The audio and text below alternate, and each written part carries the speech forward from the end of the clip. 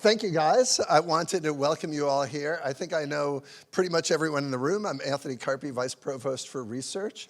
Thank you for coming. This is what's now, as I was just talking to Phil, maybe our 10th or 11th or so. Well, we skipped a year or two for COVID, so maybe 8th or 9th. Annual grants reception, and it's to recognize all of you, all of our faculty, our PIs, who are securing external awards. I'm just going to give a couple of numbers because they're so impressive, and then I'm going to turn it over to the president and then the provost to say a couple of words.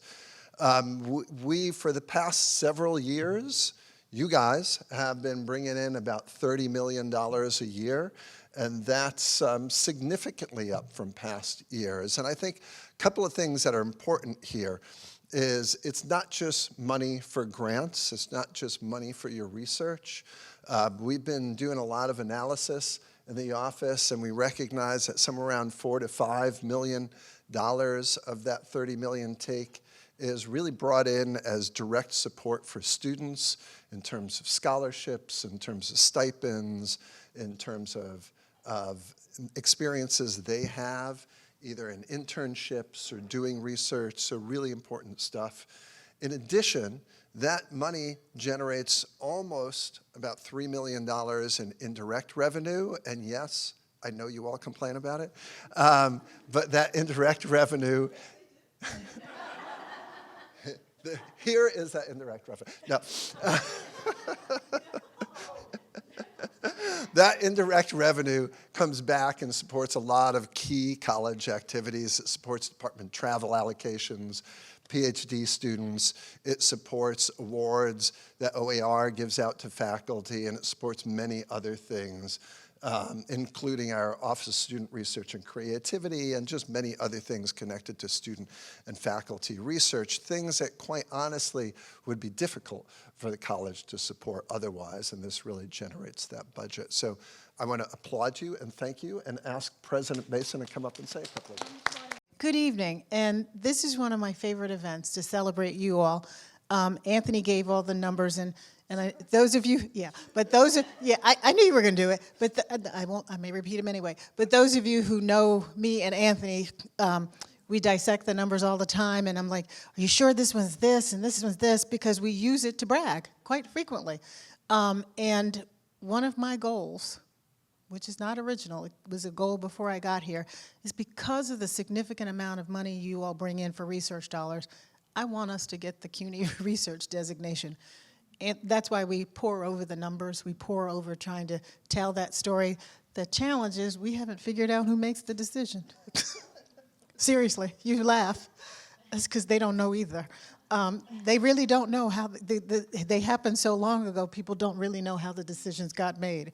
So yeah, no, I'm not, yeah, I don't know how to embellish or lie. It's the facts. But I think that, Anthony doesn't know this, I think that we have an opportunity. Let's just make up a methodology and how they do it and just tell them this is how it's going to get done. So it's because you all are consistently, and I think that's the real key thing, is you have this trajectory of your grants and your research awards really increasing, and it's stayed that way. It would be one thing if we were one-hit wonders, but we're not. And that's because of everybody in this room and the work that you do. And so you are helping us tell the wonderful work that comes out of John Jay. Everybody thinks about some other schools who I'm not going to name, but we beat them on a regular basis.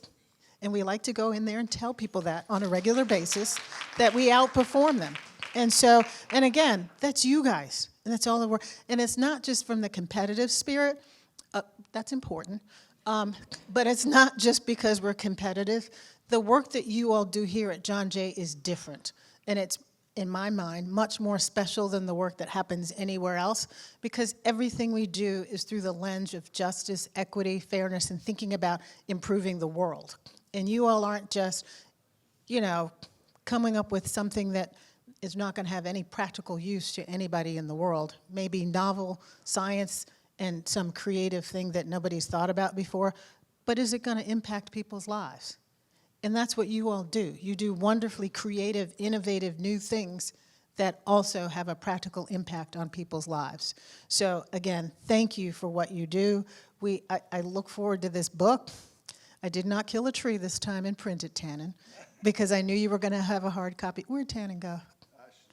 Oh, so you all really need to give Tannen a thanks because, can I say, yeah, Tannen makes this possible along with everybody else. And Anthony is a phenomenal advocate for you guys. We meet, it feels like more than monthly. Nominally, it's monthly. No, it is. We enjoy each other. I was saying, no, but he is a really huge advocate for the work that you all do. That's why we're meeting and talking about these things. And where's Amrish? Yeah, everybody in this room. No offense to anybody. Huh? Oh, Tannen, yeah, let's give Tannen her thanks while she's in the room. Thank you for making sure I saw her. But Amrish, we know, whenever something tough comes up, I'm like, did you talk to Amrish? We need him to dig in and figure out, did we spend that money yet, or do we still have it? Thank you. So another round of applause again for Amrish for keeping us straight. But the whole RF team that supports you all, because you all could not do this work and get these grants, without the RF team, Remy, everybody. So let's give them a round of applause. So, you want me? No, I'm going to call her. You want me to do it? Yeah. So I was just asking if you want me to introduce Allison. Okay. She's going to be like, what the hell are you about to say? Allison is next, our provost, who is just phenomenal, again, an advocate for you all and the work that you all do and the research and always reminding me of what happens here and how the importance of research here. So please join me in welcoming Allison Peace. You want it back in the thing? Maybe. Okay. Anthony wants this back when I'm done. Tenacious, dynamic, ambitious, hardworking. You guys are very inspirational. I've been talking to several of you over the course of the night and hearing about your grants, and I am never not struck by the initiative it takes to write a grant, the initiative it takes to see these projects through, right? Jeff was talking about the work he's been doing in Central America, and it's so extensive. Not just the conception of a project, but employing, dozens and dozens of people in buses all over to go to prisons, to interview prisoners, it's so much work. And I'm just so impressed and grateful and proud, really just proud of the work that you do and the way that it signals John Jay out in the world for all of us. Because it stands for something more than any one of us, right? It does stand for this lofty, lofty ideal of justice, and it stands for building and sustaining just communities. I'm looking at Andre Ward, right? This matters in the world, and so I'm just a big thanks. And also I did notice that Kuralai and Sherry Ann didn't get their shout outs, because they're here, and because everybody always speaks so highly of the staff in OAR. In fact, I hear that Susie's working on her vacation right now, helping people with grants.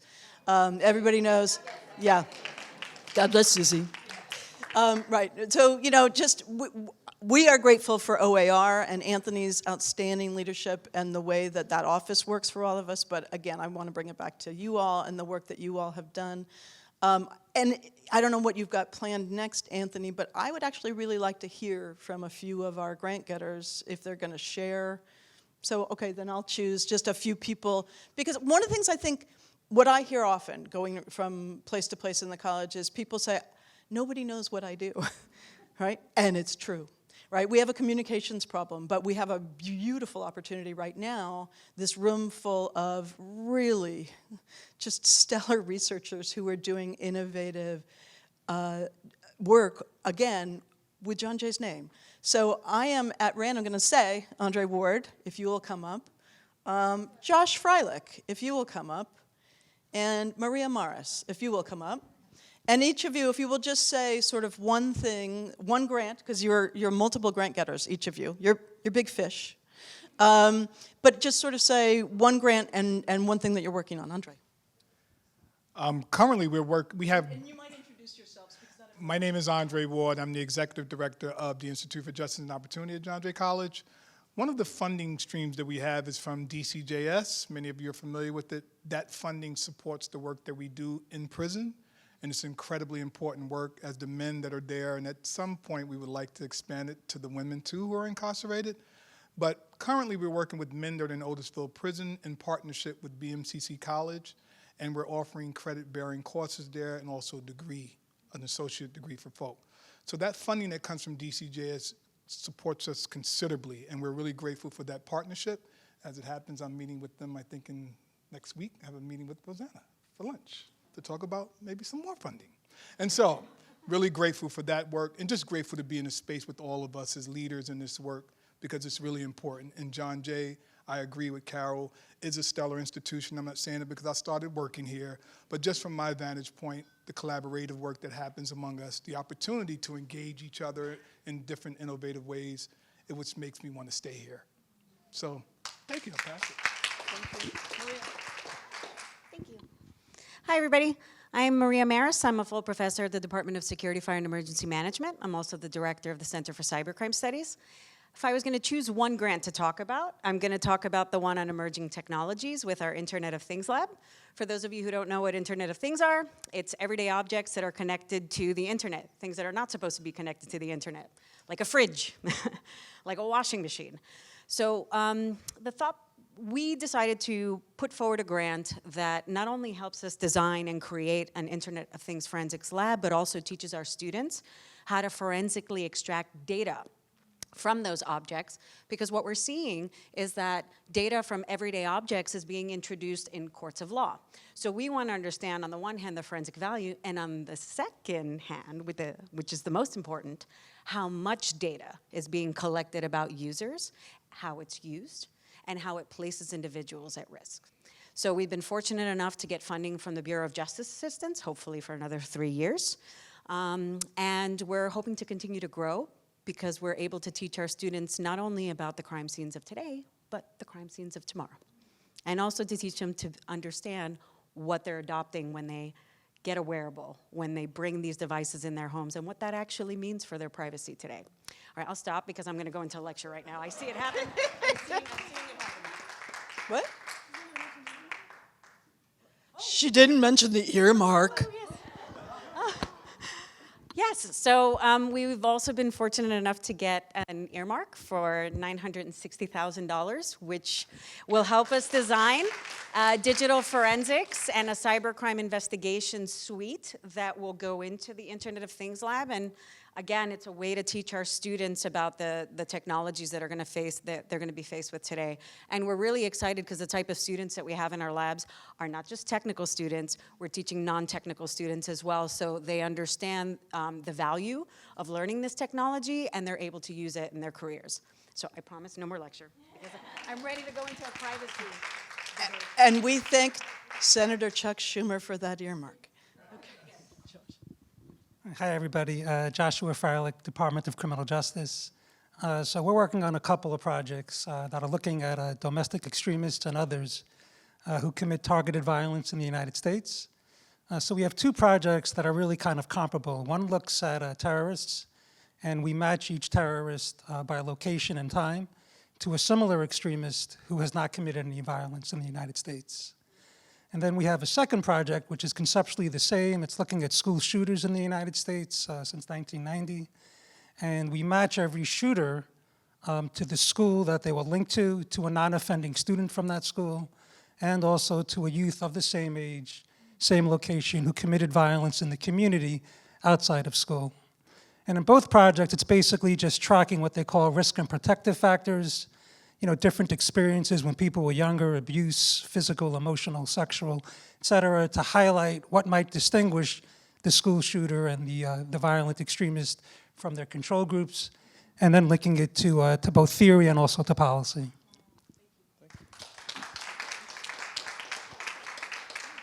Thank you, guys, and apologies, we can't go around the room. I very much personally know that there are many, many fascinating stories. I just want to say a couple other things. First of all, they've been thanked, but let me really thank my staff, Amersh, Kuralai, Remy, Tannen, Sherry Ann, Eliana. Also, am I missing anyone that's here? No, also, I know Dan and Susie, who could not be here. These guys just do a phenomenal, we're always celebrating the enormous leap in grant portfolio. These guys have taken on doubling that load and just are managing it beautifully. And the one story I will tell is, because this is how my office staff work, I was kind of aware, we've been doing this for many years and we've been planning it. This year, I looked at my calendar on Monday and I saw event on Wednesday. I'm like, oh, that must be a CUNY event. And I realized my staff had put together all this whole event with me simply reviewing an invite here or there and wasn't very aware of that. So I just want to really thank them, because that's how they work on grants, that's how they work on post-award. Everything is just phenomenally done. I also want to thank our friends at Kennard. Thank you, guys. And with that, the last thing, hopefully you've had a glass of champagne, and given how much we talked, you might have drank it already, but if not, I just want to raise, if you don't, there's a gentleman in the back corner, I think there where you could grab a glass. And both corners, so if you could grab a glass.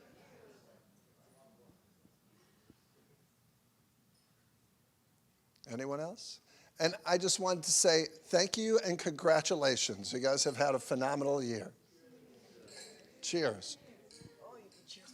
Mm.